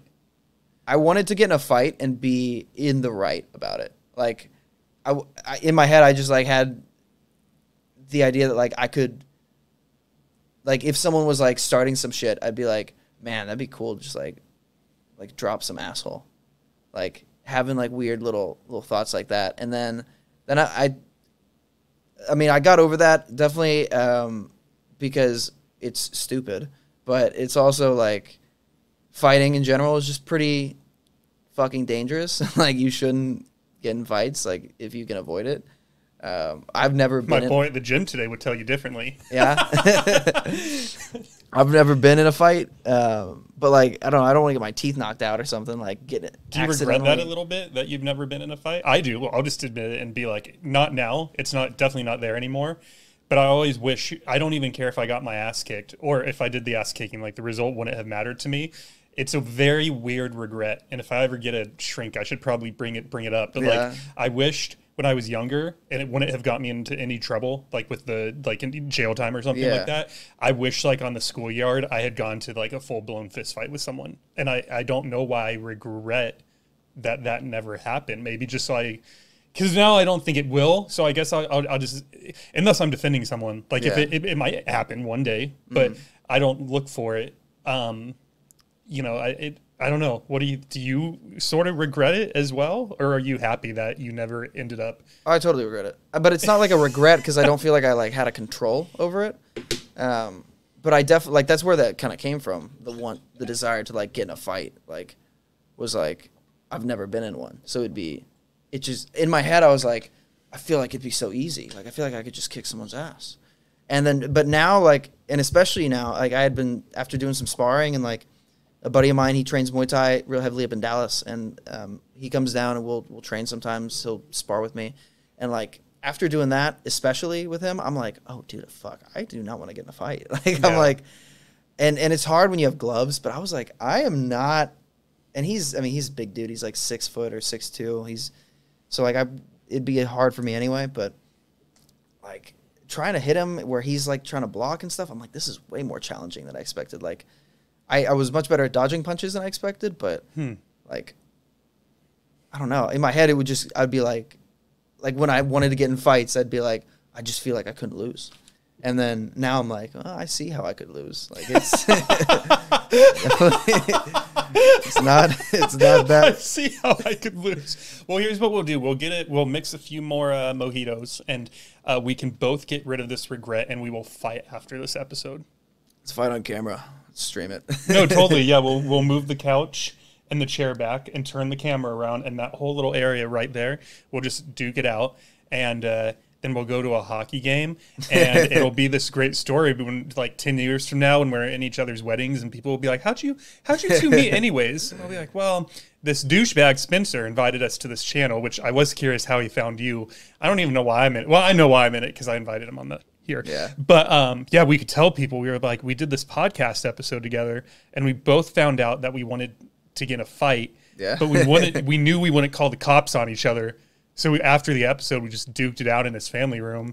It was just like the most bonding fucking thing we've ever done. Yep. You know? Dude, I can never get in a fight with someone that I know. You don't know me. I mean, fair, but I don't want to hurt you. Like, Thanks, bro. Yeah, I mean... I want to hurt you a little bit. Oh, shit. I'm kidding. I gotta run. You're like, now I'm uncomfortable. You did it. Your first guest is officially like, all right. You're scaring me. I'm out of here. No. But, like, in my head, the only way because when I train, like, by myself, like, on a kickboxing, like, setup, like, a big bag, like, I hit to get a workout in, like, I would go hard, but I'm also, like, hitting to, like, fucking kill. Like, in my head, I'm only getting in a fight because someone's, like, seriously threatening me, and I'm trying to handle that situation and get out of there as quickly as possible and, like, put an end to that. So, like, if I ever, like, I don't, like, whenever my buddy and I spar, like, we both hold back, but, like, in my head, if I'm, like, it would be a real struggle to go hard against someone that I'm friends with, because I would want to, like, be going hard and right. Like, just kick to the ribs. Like, that's in my head to get a jail-free card without getting your leg caught. Like, that's what that would be my go-to. But yeah, I don't know. If we started wrestling or something, that'd be wild. Well, I told you earlier you'd probably win, and now that I know that you've also been training Muay Thai, like, you actually have training. I have nothing. I would just be hoping that you wouldn't win. Yeah. I would just go into it with hope that you have skills. I have hope. That's a big difference. Some punching and kicking, but I mean, if you went and we got on the ground, or if, like, because you never wrestled or anything, did you? Teeny tiny little enough. It's not even worth mentioning. The way my school ran PE was, you would do like a month of football, a month of soccer, a month of wrestling, so you sort of saw all the different sports, which was cool. That's it. So gotcha. I no. Okay, yeah, wrestling, to me, you seem like a wrestler, and I feel like you would definitely mangle me. What's a wrestler seem like? I don't know. Bald and bearded? No, you got big traps. All these compliments today. You gave me peaches. You told me I look young. You told me my traps are big. I was down here this morning, and now I'm way up here. Hey, man, watch out. No, I'm kidding. It's not going to end good when I kick your ass. I have always, if nothing else, along with solving the regret, I've also wondered if someone broke in and I fought them, if the dog would do anything. So we'll also find out if he like nibbles at your ankles. Honestly, I think the fat fucker would just watch. Yeah, I was gonna say he's not doing shit. As you can tell, there's a reason why he's gaining weight. You know, look at Jabba the Hutt over there. What kind of dog is it? Is it a dachshund? No one knows. No, it's not. Even his vet, I was like, you see hundreds of dogs, and I'm too cheap to buy one of those tests. So just tell me, like, what do you think he is? And this is all, I'm pulling it from my ass. But she was like, oh, well, he has the feet of a chihuahua and the head of a dachshund, but the skin of a terrier and the tail of a da-da-da. And she was like, you know, at the end of the day, he's 100% love. Yeah, thanks. That's true. Thanks. That's real. I knew that already, lady. Yeah. I love him. He loves me. Yeah, dude. I mean, it's nice. My buddy Tom, his dog is a spaz, and I don't think he could have a podcast just because that dog would be knocking over the mics and the drinks and like ramming the table in the middle of the episode. So he's a great podcast dog. No, definitely. He's well behaved. My grandparents have 2 dogs that they got over the past year, and they're both such shitheads. I mean, I keep saying every time I go home, I'm like, we need to hire Caesar Milan, the dog whisperer, to get over here and whip him into shape because, yeah, they could. I mean, one of them's name is Bug, and he acts like a bug, and he would be bugging us right now, like jumping over the camera, getting all over this. It would be such a problem, but Dad's a good boy over there. He is. And when I was reading, I think it was on your LinkedIn, like about your moving to Austin and setting up this. I saw you and your co-producer or whatever, Thad. I read that and I was like, that's definitely a dog, right? I was like, it's definitely a dog or like some his other best pet. friend. Yeah, It's definitely always a dog. Like, maybe he's got a gecko. His name's Thad. No, He just keeps it in a cage. He's a dog. Yeah, I call him I have a few nicknames for him. I like to call him my little gremlin because he makes the weirdest noises sometimes. Like I can't even imitate them or describe them, but it's like a gremlin. I don't even know what, like, they're not dog noises. He'll just like stretch and make this. Yeah. What the fuck? Yeah. He's so little, cute. Yeah. How old is he? 4. Okay. This guy, Tom Barvik, was on. If you don't know him, check out his album Picturesque on Spotify. And I think he has a few vinyls left. By the time this episode airs, he probably won't have a few vinyls left. But he came on the pod and he played for me. And he has his guitar and he's strumming the first few chords. Mm-hmm. And as soon as he does his inhale to then start singing the first words, Thad was under the table and he just let this fart rip. And so he inhaled and Tom just... And he's like, "Did you fart or did the dog fart?" And it was. Fortunately, he's super cool. He has dogs too. But it was hilarious and it was disgusting because you've smelled dog farts, I'm sure. Dude, and dog farts are preposterous.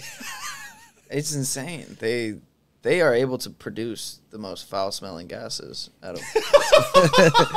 of what they eat. Like, I don't get it. I don't know what it is. I mean, it's probably the dog food. Like, I don't know. I don't like what they put in dog food. I feel like it's no good for dogs, but that's me just having issues with processed food in general. I have had a few people just suggest, not like they're not hardcore or anything, but they're like, you can put them on a all meat diet if you want. Like, and it makes sense. Before they were humans, these dogs had to live somehow. They were eating meat. Yeah. So I don't know why.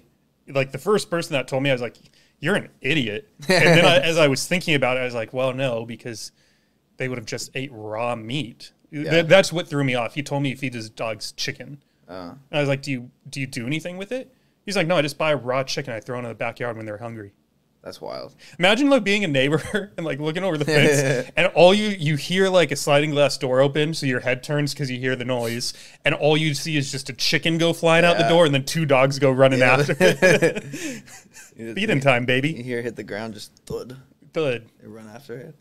Yeah, I've never thought about raw chicken for dogs. I guess it makes sense. That's what they'd be eating. I wonder if their gut biomes or whatever are able to handle that after. I wonder if they got to get warmed up to it, after spending too long eating. After never eating meat.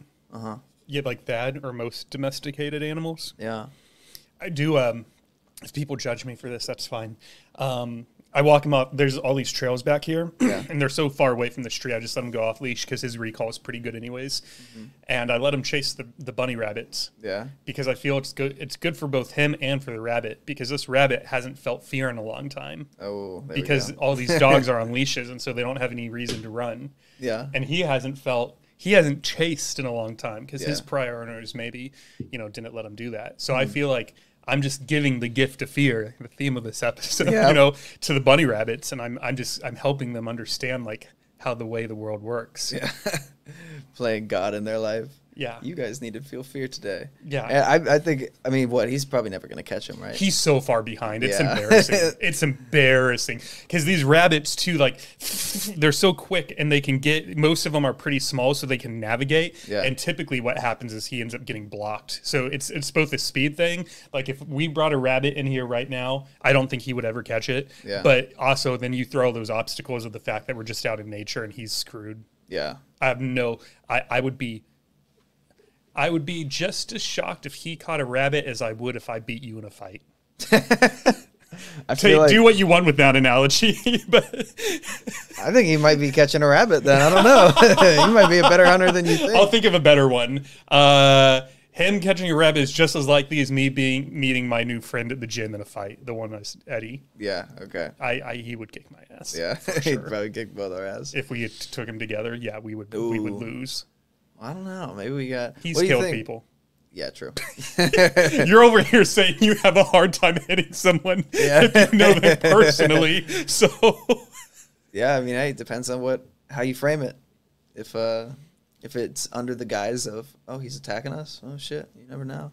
What would you rather take on, someone your size or like 2 8-year-olds? Ooh, fun question. Like how many kindergartens? Well, here's the thing. Me and my buddy Luke, he's like, he never works out. Yeah. He is like, he's a business owner, and it's a coffee shop, and he's thinking about getting a second one. He's very hands-on. Like, you'll catch him working the counter. He has 2 kids, one with some medical conditions, a wife. Point being, he never works out. So he is significantly weaker than me, is what I'm saying. No offense to you, Luke. It's a fact that I'm in the gym 5 days a week. He hasn't seen one since grade school. Right. And last summer, we were drinking, but neither of us were drunk. And so it wasn't like a sloppy drunk fight, but he has wrestling experience. And I tried to take him, and he just dominated the entire thing. Really? Like, we went 3 rounds, I think. And I couldn't, no matter what I did, because he knew how to leverage different body parts and technique, and I'm sure angles, or I don't know what goes into it, but he is proof that someone who wrestled for several years, that really sizes, it doesn't even factor into the equation. So to your point, if it was like one, like you or like 2 teenagers who don't get raised in bee cave because they're all massive, Yeah. I think I might take my chance with the 2 teenagers and just hope that they'd be so ignorant I could just maybe intimidate them with my size. Yeah.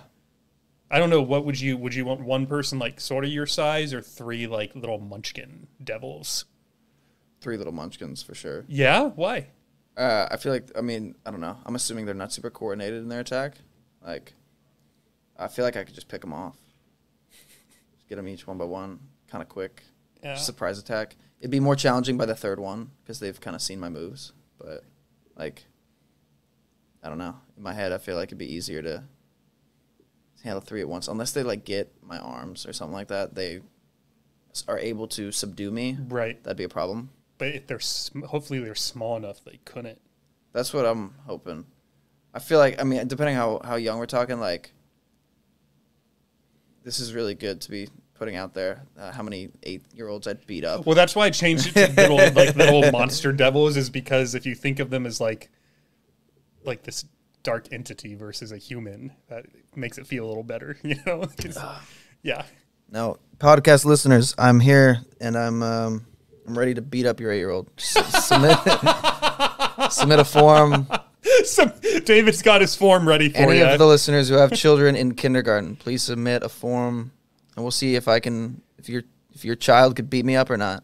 So I'm pretty sure my 11-year-old nephew is current on all of this, and he would take you up on that. Excellent. When Josh hears this, he's fearless. He's at that age of life where I don't know if it's because he hasn't ever been in a serious injury or what it is, but he's just one of those kids who's like, he's one of those kids, you know how like there's YouTube videos of kids just like getting hurt because of parkour, they ride a bike off a cliff or something. I feel like that's going to be Josh. He just has such little fear.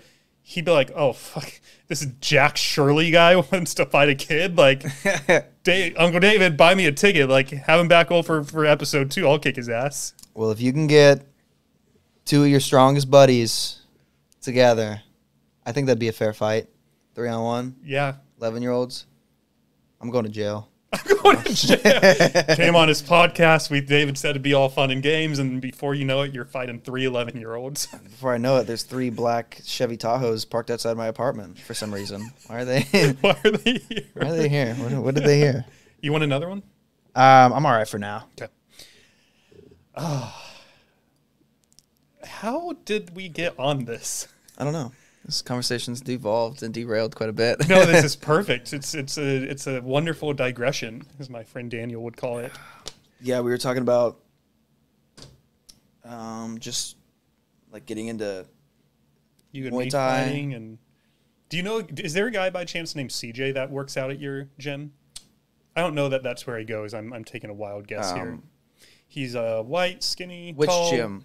The Black Sheep. I wouldn't know. I wouldn't know. haven't been there very much. I've been there a few times. Yeah, you could. I don't know. Just a couple classes. Gotcha. He's a good guy. If you ever spar with the CJ, Gotcha. his cauliflower ears and Scary. So it's a testament to experience. yeah. Let me see your ears. They don't have shit. Yeah, they're normal. Yeah, I don't have earlobes though. What do you mean? Connected. Interesting. We'll have to get a close up of those for the pod, for the Yeah, YouTube version. Yeah, it's I wouldn't have noticed if you hadn't said anything. Yeah. So like mine aren't connected. yours kind of are. I mean, you got more of like a little dip than I do, but you don't have a profound like gap as much. Some people like have pretty profound gaps. I just have straight like almost web toe looking shit. And yeah, I don't know. It's not something that I really noticed until like me and my buddies were talking about it, and we were like, oh yeah.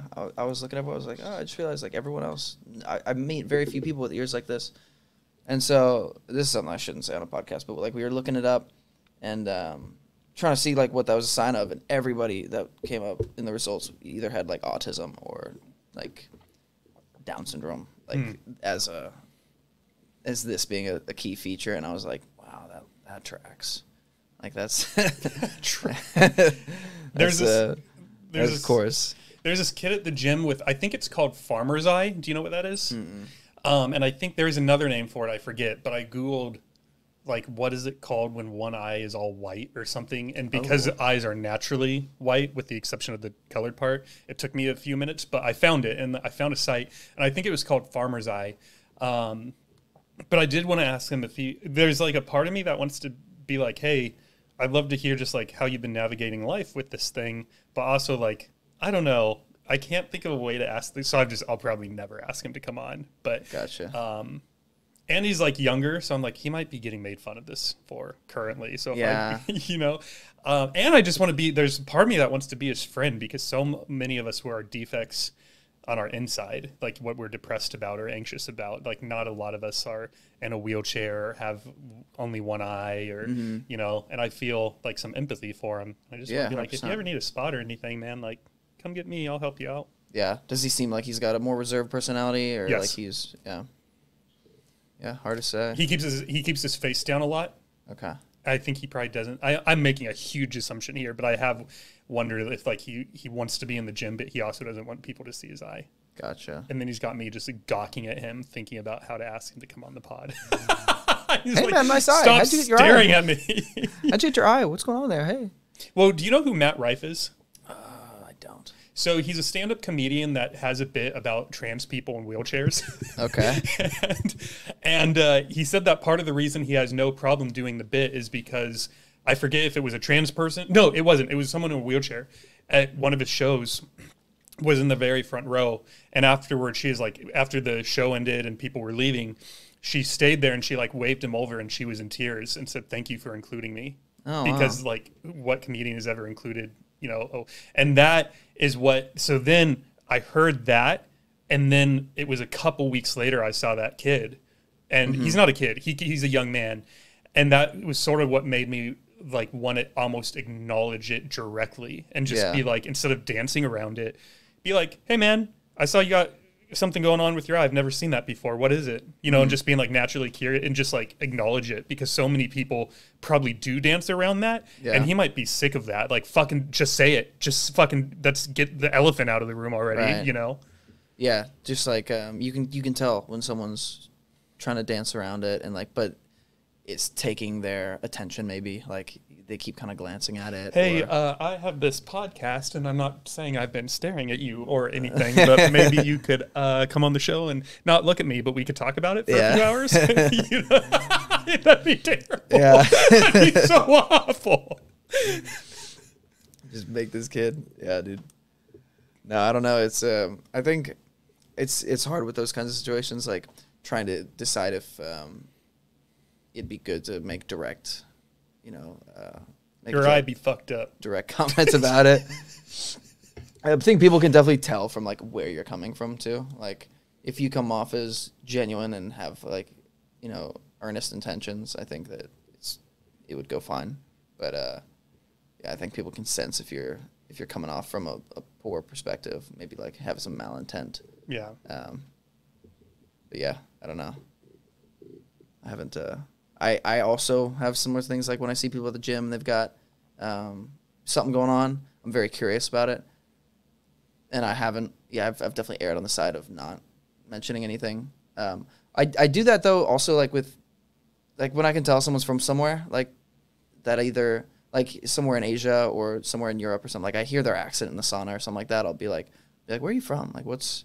And that, like, if you're coming from a place of like genuinely curious, I've never had a problem. But if you were gonna be like racist about it, be like, "Oh, where are you from?" Like, making some sort of kind of jokes or assumptions that you have not earned yet. Like you're not cool with this person. You can't. You wouldn't want to joke about something like that. But I don't know.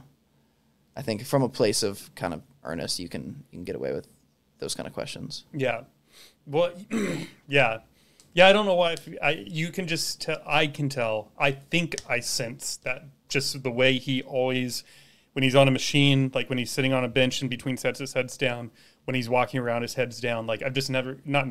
You don't often see that. Like especially in the gym. I feel like that's the place where a lot of people feel confident. They're like in their element. They're sweating. They're doing. And some people are very uncomfortable too. Like I know one of my three sisters. I don't think you'll mind I share this.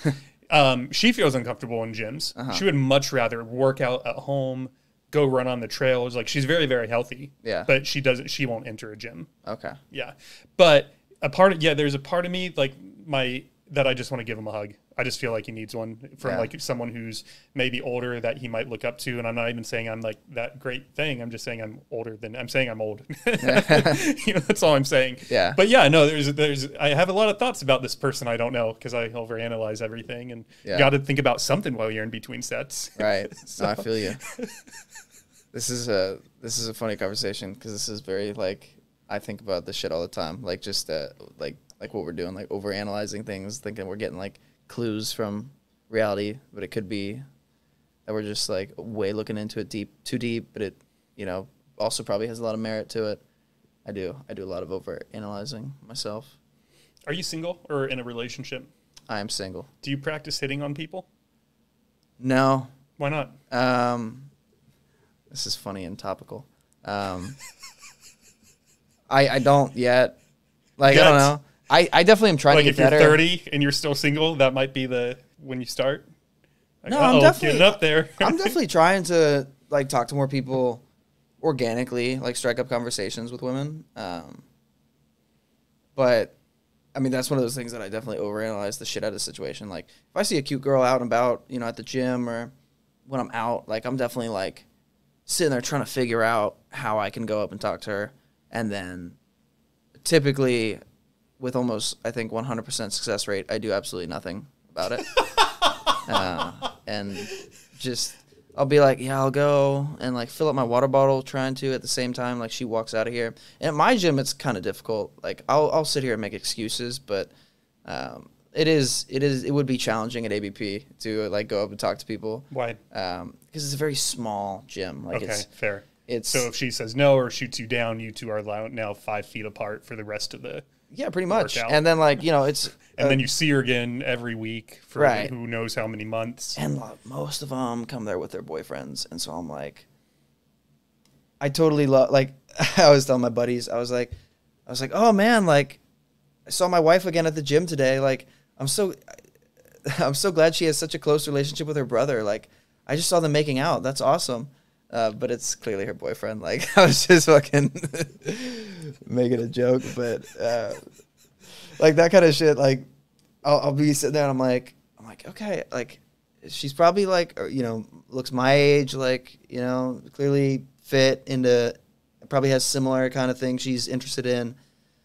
Like how should I go about this? And then like a dude will come up and it's most likely her boyfriend. The way they're interacting is very, you can tell. Could be a brother.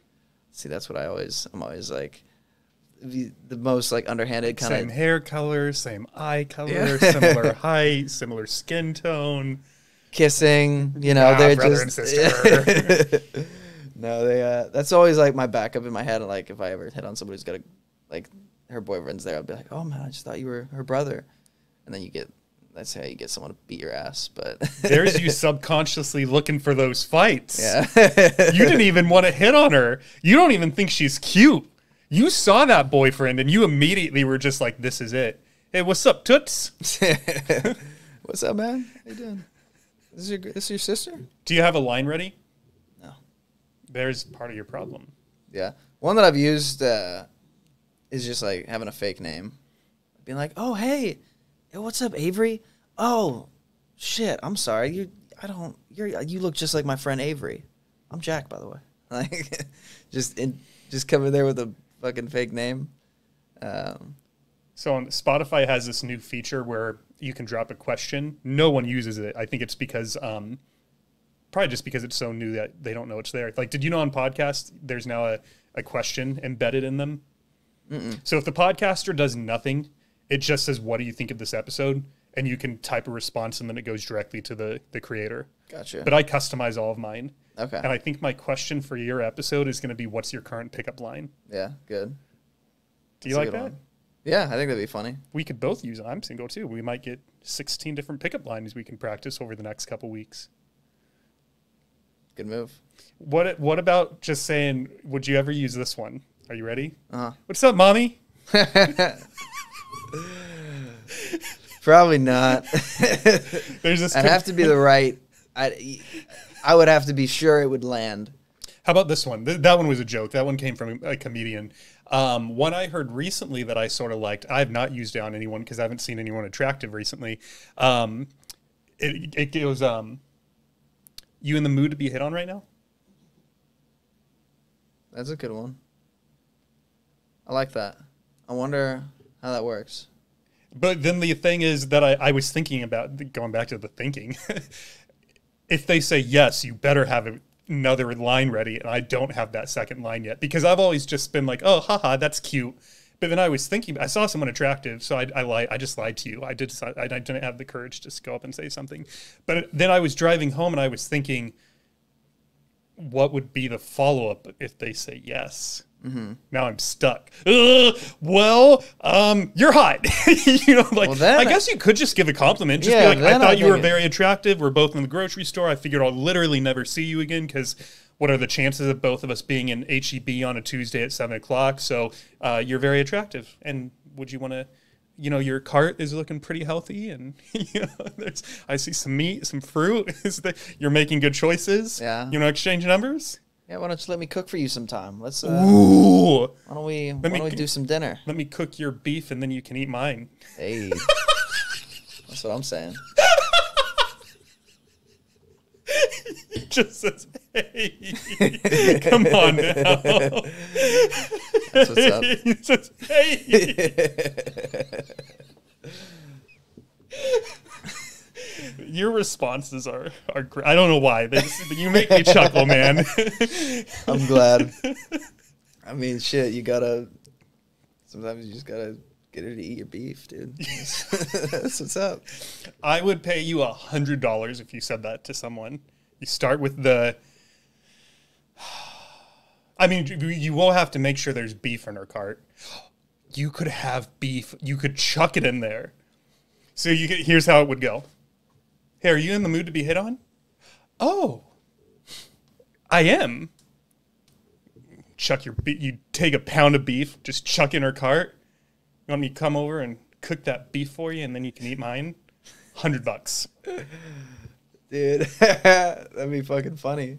I just feel like she'd be anyone, guy, girl, young, old. The only person who might not be taken aback by that at all is like an older woman. And when I say older, I mean like 65 plus. I feel like old women are just like, they're just down to clown. They're so chill. They're just vibing, you know, they're just living life. Their husband dead, you know, they got cancer. You could say anything. They're just going to run with it. My buddy is super into MILFs. How old? Like, I mean, he's 22, so he's like been talking to a girl who's like 42. Wow, and she's talking back? I don't know. He's been working with her for a while, like as a coworker. Working with her? Oh, I thought you meant like working her, no. Or like you know, trying to get her to agree to meet him or something. So well, they're colleagues. He's been trying. They are colleagues and they're Does friends. Does she know that he likes her? Yeah. I don't even know. I don't really know. He like kind of says yes. Maybe. I don't know if I want to. This is the fella from yesterday, Eric. Oh, and now he's never gonna know because he's moving, or is she gonna be where he's at? Well, she's not, but he's We're gonna have to bleep his name. No, We can do that. He's gonna come back and like visit her or something, or like stay with her down here. Stay with her. Yeah, but he hasn't secured a kiss. Like he doesn't really know where he stands, but he's like, dude, she's into me, and she's got 2 kids, and he's like, so into that. Really? Yes. Okay, Dan. Yeah. We'll just refer to him as Dan. You will know who we're talking about. Dude, Dan's the man. He's but why did I bring him up? I'd said the comment about how old women are just vibing, and then you said Dan is hitting on his 42-year-old. Aside from her, like he's had a lot of he was telling us about this experience with like a friend's parents' neighbor, or friends, like I guess their neighbor, who's a single mom, and like how she was just giving him like crazy kind of cues that like she wanted to be hit on. Like what? She was like, yeah, my son's out of town, so I'm just going to be hanging out all by myself tonight. Like she came to sit with them at like, it was like a cookout, and there was tables full of like the parents and all the actual homeowners. And then she came and sat with all like the 22-year-old guys at the guys' table. I know this woman. Yeah. This woman's out, and there's a, you know that sound, like the meow, like the, you know what, I did it terribly, but like, you ever seen a movie or a show where like they make that like cat sound when they hit on someone? Yeah. So the gym I was working at the time, and it's so funny too, because she's this age of, again, bad with ages, let's say older than 40, younger than 50, somewhere in there. And the gym that I'm working at the time was under construction, and about half the lights were off, you know, for whatever reason, because they literally were knocking down walls, and like they were gutting this place, but it was still portions of it were open. And so she makes eye contact with me in the mirror and starts talking. And so I put my headphones aside. I was like, I'm so sorry. What did you say? And she's like, what do you think about this lighting? And I said, honestly, it's making me really sleepy, even with pre-workout, and I don't like it. And she is like, it's putting me in a romantic kind of mood. And I was just, that's not what she, it was a lot more direct. It was something like, this puts me in a love-making kind of mood. That's what it was. It's like, because she didn't say fucking or sleeping. I think it was a love-making. She's like, this puts me in a love-making kind of mood. And I was just like, oh, let me go get Dan. He likes this kind of thing. Yeah. He likes the gym MILF locker room sex. Be right back. Dan. Yeah, Dan, get over here. He'd be there in a heartbeat. So she has, you know, if you were to ask her, do you practice hitting on people? She would say a resounding yes. Yeah, clearly. Yeah, Spencer, I asked him that same question. It took him aback. I was like, so you never hit on people? And he's like, I hit on people all the time. And I'm like, then you practice hitting on people. It's just it's a different way of saying it. Yeah. I practice lifting weights every day. I'll never perfect it. I'm always practicing it. That's true. Yeah, it's definitely. I mean, that is good use of the word practice. Like anything you're like, if you're practicing medicine, it's the term people use for fucking doctors. I hope you're not practicing anymore. You should have that shit straight. Like, but that's, you know, putting anything into practice. Definitely any type of hitting on someone that's practicing hitting on. That's kind of like one of my goals is to start more of those kinds of conversations, organic conversations with people, with women, like, you know, going out. Because I've always, and like, I mean, me and my buddies, like, it's just an inside joke. It's just like, damn, she's bad. You gonna go say something? No. Like, why not? All right, so take the gym aside. Let me ask you this. Because me and a coworker had this conversation recently, and I told him I hit on someone at a grocery store. Yeah. And he's like, that's inappropriate. And I said, why? It's like the only place I go, and I don't hit on people at the gym. Yeah. And he's like, well, you do that kind of thing in clubs. And I said, I hate clubs. Yeah. I'm old. In my 20s, I love clubs. We were out every weekend. I got it out of my system. If I'm never in a club again, I'm fine with that. Yeah. So I was like, KB, I don't go to clubs. So if I see someone attractive out in the wild, I just say something. Mm-hmm. And he's like, all right, that's fair. So let's say if you saw someone, if you went to HEB on your way home, because at a club you might see them again, because those people, I'm including myself in this group, those people, you know, they are repeat offenders. Like, you will probably, if you thought I was attractive one weekend and you didn't hit on me, you'll probably catch me again in a weekend or two if you come back. Mm-hmm. But at a grocery store, like, you're never going to see that person again. Right. So I think my challenge to you would be the next time you find someone attractive, not in a gym and someplace where you might not see her again, you should say something. Yeah. I should have said something yesterday at Gold's. I had to hop on a sales call at like in like 3 minutes, and so I talked myself out of it. I was like, fuck, I need to get out of here. Like, I need to get back to my car and be able to take this. But like, I could tell, like, we kind of make eye contact a few times, and I was like, I don't come here. I was like, I don't really care. Who was she? I don't know. Do you remember? Not like her name.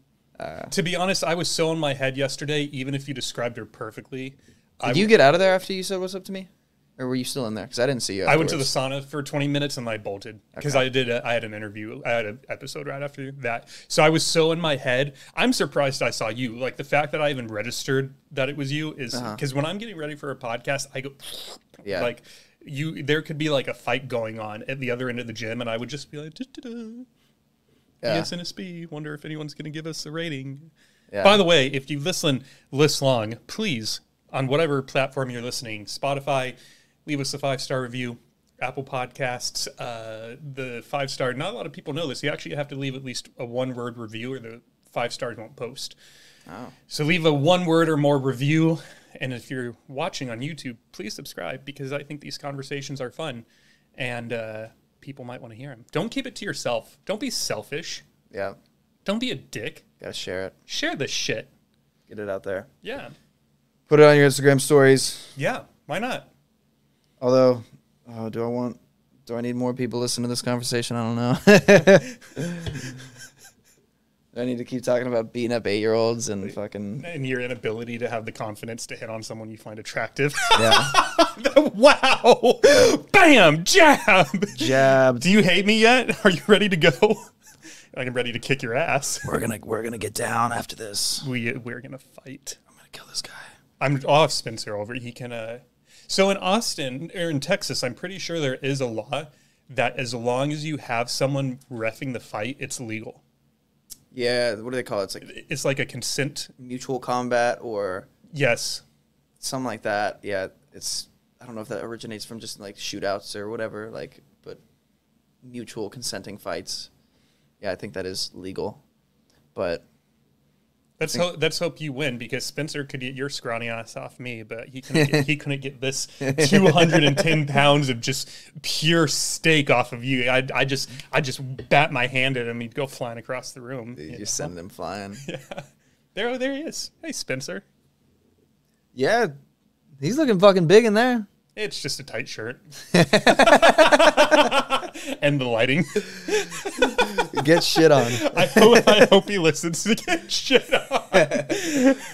Love Our fearless mastermind leader. We're just over here just taking dumps on him the whole time. Poor guy, man. We'll have to crop Sorry, this out. Smalls. I saw you. Picture's coming down. Oh. That actually felt sort of mean. Let's put you back up. No, I still need to get a lift in with him. So we're both in it's like a networking group. That's how I knew him, and that's how he knew a lot of the guys in that chat.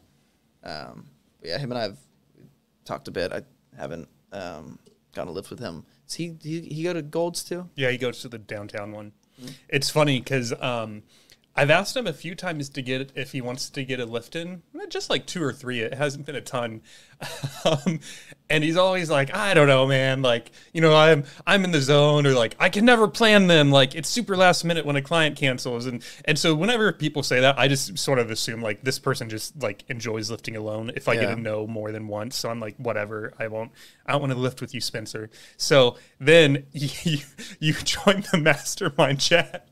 And you said something about Austin, and his immediate response was, I forgot you were in Austin. We should get a lift in. I was like, fuck you, you dick. Oh, why do you want to lift with Scheerle over here, but David, nope. Spencer, you have a lot of questions you got to answer, man. We need some answers. You're leaving our boy out to dry. This is not fair. He said fair. He wanted to come back for a second episode, so all right. Maybe that'll be my first 3-person one. I feel like you, me, and him, because whoever it is, like, I don't want it to be question and answer. I want it just to be 3 people having a conversation, and I feel like you watched his episode. I feel like the 3 of us would vibe pretty well. Yeah, I got through a good chunk of it. I wanted to familiarize myself with what this was. That's impossible. Each episode is so different. I imagine. I birched. Did you get to the part where I belched in his face? No. I'm not going to tell you anymore. If you had seen it, we could talk about it, but you're not there yet. So it's funny, though. Okay. It's a laugher. I thought it was. I think I offended him. Yeah. Could be off-putting. It's funny, man, because, like, it depends who it is. Like, some of these people I would, but some of them I think it partly comes from Rogan. No, it's not Rogan. It's this comedian named Mark Normand. You know who he is? Uh-huh. Have you ever heard him on a podcast? Yeah. So he just lets out these, like, giant belches. Okay, maybe. I don't know if I've picked up on that, but... And I think it's hilarious. Yeah. But, like... Max, fucking ex-special forces from Israel, I'm not going to fucking belch in his face. Like, Heather is scaling up a company she plans to sell for $1 billion. I'm not going to belch in her face. Like, but also Mark Normand has a lot of comedians on, so that makes sense. Like, comedians are more chill, whereas, like, my guess, like, I have a respect for most of you. There's just, like, Spencer's the only one I thought was a big enough piece of shit where I was just like, yeah, blah. It's also just down to, like, your personality. Like, someone like Mark Normand can get away with that shit. He's just the guests or whoever he's with. Like, I don't know. That's his thing, is just being funny guy. Yeah, he's a comedian. I'm not a comedian. I'm David. Yeah, you're David. You're David. Got big burps. Yep. And I like to laugh. Gotta put them in our face. Like to talk shit about other past guests. Yeah, really just one. Yeah. I respect everyone up here except this one. Yeah.